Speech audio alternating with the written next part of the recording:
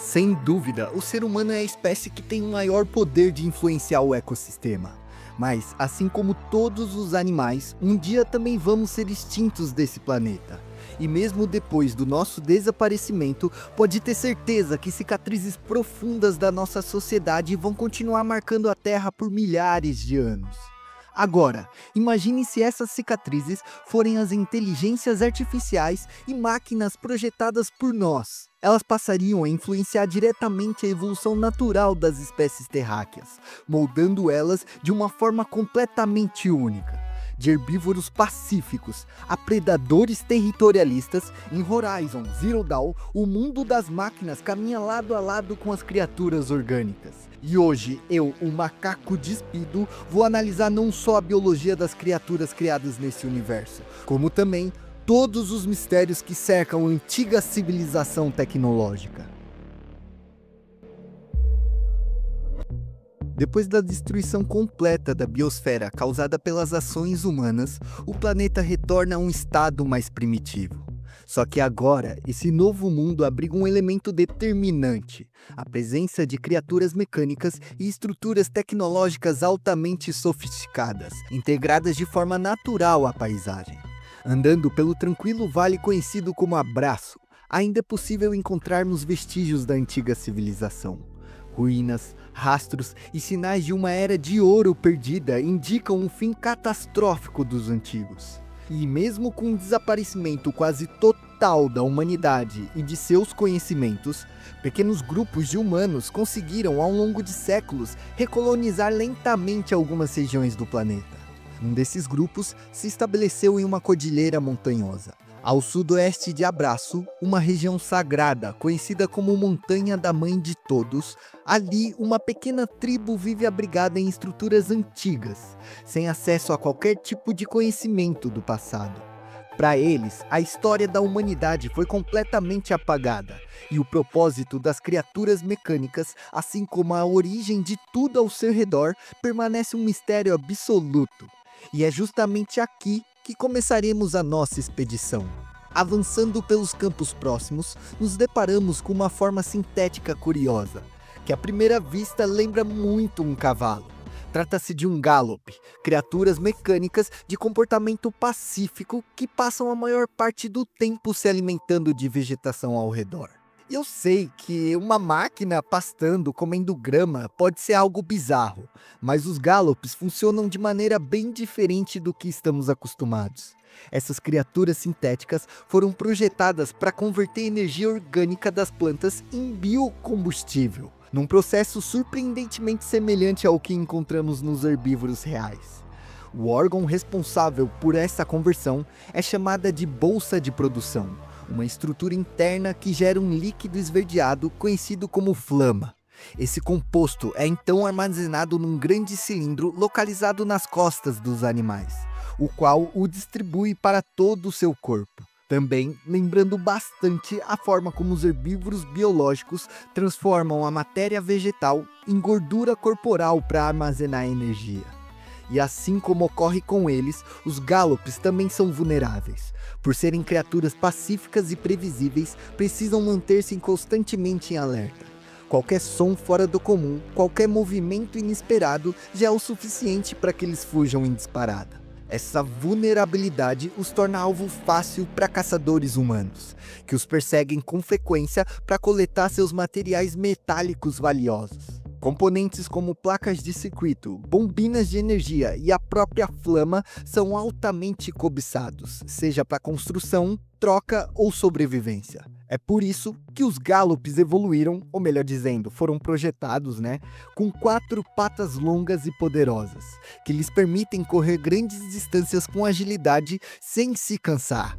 Essa anatomia garante uma fuga eficiente diante de qualquer ameaça, o que é essencial num mundo onde predadores, humanos ou mecânicos, estão sempre à espreita. E por falar em vigilância, não muito longe do rebanho, um vigia patrulha silenciosamente a área. Esses autômatos passam a maior parte do tempo observando o ambiente ao redor, atentos a qualquer movimento suspeito como se fossem suricatos. Sua morfologia foi completamente inspirada nos antigos dinossauros avianos. Os vigias possuem um design ideal para manter a estabilidade e o foco visual, mesmo em perseguições rápidas. O segredo está em sua estrutura, um único par de pernas robustas posicionadas no eixo central de uma coluna flexível e leve, que permite movimentos extremamente ágeis e equilibrados. Essa combinação faz do vigia não apenas um excelente sentinela, mas também um oponente perigoso para os humanos. Quando ameaçado, ele é capaz de se lançar contra o próprio inimigo como uma espécie de bicuda mecânica, um ataque frontal bastante parecido com o comportamento de aves territoriais modernas, como as siriemas ou até mesmo os galos, que utilizam as pernas como principal forma de defesa e ataque. E agora que eu te mostrei um pouco do universo de Horizon, com certeza você deve estar se perguntando, mas por que e como essas máquinas foram criadas? Bom, tudo começa no passado, mais precisamente em 2031, quando um grupo de cientistas desenvolveu inteligências artificiais avançadas com o objetivo de monitorar e reagir às mudanças críticas no ambiente, o famoso Projeto Zero Dawn. A ideia era muito simples e ao mesmo tempo muito ambiciosa, já que o colapso da civilização era inevitável, rapaziada. Essas IAs seriam responsáveis por restaurar o planeta e quem sabe até a própria humanidade. As inteligências então foram divididas em setores com funções específicas dentro de um projeto gigantesco. A mente central do sistema era chamado de Gaia, uma IA superior responsável por coordenar, interpretar e materializar a informação do mundo real. Em torno dela orbitavam outras 9 entidades, como Poseidon, que cuidava do equilíbrio dos ambientes aquáticos. Já Deméter era responsável pela regeneração da flora. Ao todo, são 10 entidades artificiais juntos a Gaia, formando uma rede complexa de decisões, dados e ações automatizadas. Mas a informação aqui não é tudo para transformar o mundo. É preciso agir fisicamente. E foi assim que Gaia teve a brilhante ideia de criar máquinas vivas, animais mecânicos responsáveis por proteger, manter e vigiar o ecossistema em reconstrução. Para garantir a eficiência em ambientes diversos, Gaia, com a ajuda da subinteligência artificial Hefesto, se inspirou na própria natureza para criar o design de cada animáquina. Então, cada máquina foi projetada seguindo padrões morfológicos de animais reais, aproveitando as vantagens evolutivas já testadas por milhões de anos evolutivos. Esse processo biológico é conhecido naturalmente como analogia evolutiva, e basicamente ocorre quando espécies totalmente diferentes, mas submetidas às mesmas pressões ambientais, acabam desenvolvendo estruturas semelhantes para resolver os mesmos problemas. Por exemplo, morcegos e insetos tiveram que desenvolver uma asa. Felinos e canídeos têm pernas longas e focinhos triangulares, com os olhos voltados para frente. Uma configuração ideal para um predador eficiente. Até mesmo os braquiossauros e girafas, embora separados por milhões de anos de evolução, seguiram caminhos parecidos. O pescoço alongado surgiu como solução para alcançar folhas no alto das árvores. E, geração após geração, aqueles com pescoços maiores tinham acesso a alimentos mais nutritivos, o que aumentava muito a sua chance de sobrevivência e reprodução. Seguindo essa lógica, pensa comigo, cara, a vida por si só já funciona como uma espécie de inteligência plástica. Ao longo de milhões de anos, ela aprendeu a reutilizar os mesmos algoritmos, por assim dizer, para resolver problemas semelhantes em contextos totalmente diferentes. E é por isso que tubarões e golfinhos têm a mesma forma, mesmo um sendo um peixe e o outro um mamífero. De certa forma, a natureza sempre foi viciada em testar, adaptar e repetir padrões evolutivos. Foi justamente observando esse padrão natural que as entidades artificiais do mundo de Horizon começaram a projetar suas próprias máquinas. Cada uma foi moldada de acordo com a função ecológica que deveria cumprir. As máquinas de transporte são responsáveis por levar a sucata recolhida até os caldeirões da criação. As máquinas de coleta degradam os corpos metálicos desativados, permitindo que seus materiais retornem ao sistema. Enquanto isso, as máquinas de combate foram projetadas para defender o ecossistema e proteger as demais unidades, garantindo que todo o ciclo funcione como planejado. E por último, mas não menos importante, as máquinas observadoras são responsáveis por observar e coletar informações do meio. Continuando a nossa viagem e seguindo rumo ao norte do vale, o cenário muda drasticamente. As árvores ficam mais densas e entre elas surgem construções antigas completamente engolidas pela vegetação. Um lugar que antes pulsava com a presença humana, cheio de vozes, veículos e movimentos, agora foi silenciada pela natureza e preenchida apenas pelo som da mata. E claro, alguns ecos metálicos dos passos de inúmeras feras mecânicas. Entre elas encontramos o Galhador, uma das criaturas mais impressionantes desse novo mundo. Altamente inteligente e adaptável, ele se comporta de forma muito parecida com os antílopes modernos. Nômades, ágeis, capazes de sobreviver em uma variedade enorme de ambientes, eles são criaturas medrosas e extremamente cuidadosas. Observando seu corpo, vemos que ele possui 4 grandes cilindros de armazenamento de flama, o que permite que ele esteja sempre em movimento.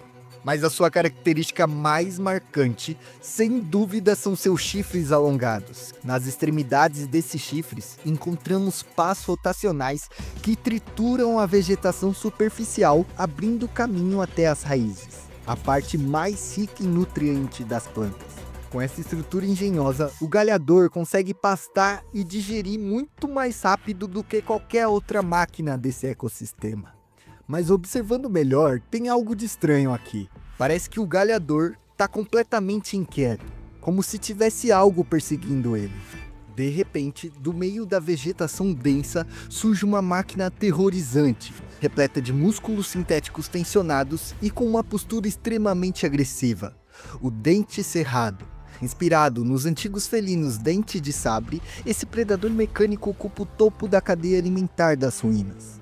Com uma estrutura inteiramente pensada na caça, as mandíbulas do Dente de Serra são equipadas com 2 enormes dentes serrilhados, capazes de esmagar o crânio de suas presas com uma precisão brutal. E embora o bom senso diga que uma criatura tão grande e metálica deveria ser lenta, esse predador é surpreendentemente veloz. Seus membros são reforçados com propulsores potentes, permitindo impulsos rápidos e precisos. Em questão de segundos, ele é capaz de reduzir a distância à sua presa e finalizá-la com auxílio de suas garras afiadas e letais. Além disso, os dentes cerrados possuem antenas hipersensíveis que detectam a presença de qualquer forma de vida a quilômetros de distância. Um aviso claro de que precisamos sair daqui o mais rápido possível. Viajando rumo ao oeste, o ambiente parece mudar ainda mais. O ar fica ainda mais seco, o solo mais pedregoso e as plantas mais baixas e resistentes. Os únicos seres capazes de sobreviver são cactos e vegetações rasteiras adaptadas para sobreviver sob o intenso sol e a radiação forte. E assim, observando essa maleabilidade adaptativa, as máquinas também encontraram formas engenhosas de ocuparem esse ambiente. É em meio a uma antiga ruína metálica enferrujada que mais parece um ferro velho perdido no deserto que nos deparamos com outro predador notável, o Devastador. Com uma morfologia que lembra as hienas do passado, esses caçadores são menores do que as outras máquinas de combate, mas em compensação atuam em bando, o que os torna perigosamente eficientes. Seu andar baixo e corcunda é intimidador e seu comportamento é marcado por uma agressividade coordenada. E apesar da sua aparência ameaçadora, os devastadores cumprem um papel essencial no ecossistema mecânico. Eles funcionam como os limpadores naturais, reaproveitando matéria-prima e reintroduzindo recursos no sistema. Um ciclo que, embora perturbador, é vital para manter o equilíbrio no ecossistema. Um de seus traços mais marcantes está em seu rosto. Mandíbulas circulares, compostas por 4 serras metálicas, são projetadas para não só rasgar e triturar suas presas, mas também para reciclar sucata, como fragmentos de máquinas inativas ou restos deixados após confronto. Em meio ao solo árido, um pequeno fio de rio corta o terreno seco como uma artéria de vida. Suas margens abrigam pequenas populações de vegetais que conseguem prosperar nessa umidade. E como não seria de se esperar, máquinas que também preferem esse tipo de ambiente ocupam todo o leito do rio. Entre elas, destaca-se uma criatura icônica, o Carapaça. Diferente das máquinas que vimos até agora, com funções ligadas à caça, pastagem e patrulha, o Carapaça parece ter um único propósito: transportar o lixo eletrônico de volta aos caldeirões de forja, onde essa matéria será reaproveitada para a criação de novas unidades. Equipado com um corpo robusto e um conjunto de 6 pernas, o Carapaça se move de maneira constante num padrão que lembra muito o deslocamento dos artrópodes terrestres. Como os caranguejos, essa anatomia garante uma estabilidade impressionante, mesmo em terrenos irregulares ou sob peso extremo. Não é à toa que nossos crustáceos reais conseguem resistir até mesmo à força das marés. Além disso, o Carapaça é equipado com 2 braços mecânicos altamente especializados. Um deles serve para pinçar e manipular objetos com precisão. Já o outro, mais robusto, projeta um escudo protetor, conferindo a essa máquina um equilíbrio quase que perfeito entre defesa e ataque. E por mais inusitado que isso pareça, essa adaptação encontra um paralelo direto com a natureza: os caranguejos violinistas. Esses crustáceos desenvolveram uma garra gigante voltada para defesa e para exibição, enquanto a outra, menor, é usada para alimentação e a manipulação de objetos. Um arranjo assimétrico que, tanto no mundo orgânico quanto no mundo mecânico, garante versatilidade e imprevisibilidade no ambiente. Seguindo o curso do rio, chegamos a uma região mais alagada, onde a vegetação densa dá lugar a um brejo e poços fundos. É aqui que encontramos uma das máquinas mais imponentes desse ambiente úmido: o bocarra.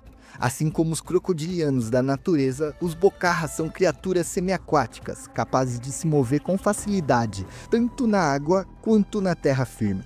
Eles passam boa parte do dia estirados sobre o sol, imóveis e em um comportamento que lembra muito os nossos répteis. Mas enquanto os crocodilianos se aquecem porque não conseguem produzir calor corporal próprio, no caso do bocarra o objetivo é outro: absorver e transformar em energia solar. Suas costas são equipadas com placas fotovoltaicas que convertem a radiação solar em energia para manter o seu funcionamento. Essa energia é essencial para que ele possa se manter ativo, especialmente em um ambiente aquático, onde atua como um verdadeiro guardião dos lagos em recuperação. E se algum humano ousar se aproximar demais desses corpos de água, o ataque é certeiro. Conforme avançamos pelo deserto, o ar fica ainda mais seco do que antes, o calor mais opressivo e a paisagem se transforma em um mar de rochas e areia incandescente. No meio desse cenário inóspito surgem estruturas imponentes, antigas antenas gigantescas. Apontadas para o céu como relíquias antigas, elas nos fazem pensar sobre o verdadeiro poder dos povos antigos. É nesse lugar silencioso que avistamos um grupo de falquinos, circulando bem em cima da nossa cabeça. Essas máquinas voadoras altamente especializadas lembram muito os nossos abutres, e assim como eles, passam um dia sobrevoando grandes distâncias em busca de carcaça e destroços de outras máquinas. O falquino pertence ao grupo das máquinas coletoras, aquelas que cumprem um papel vital no equilíbrio ecológico, a reciclagem da matéria inativa. Mas não se deixe enganar: se ameaçado, o falquino conta com uma defesa incomum e um tanto quanto engenhosa.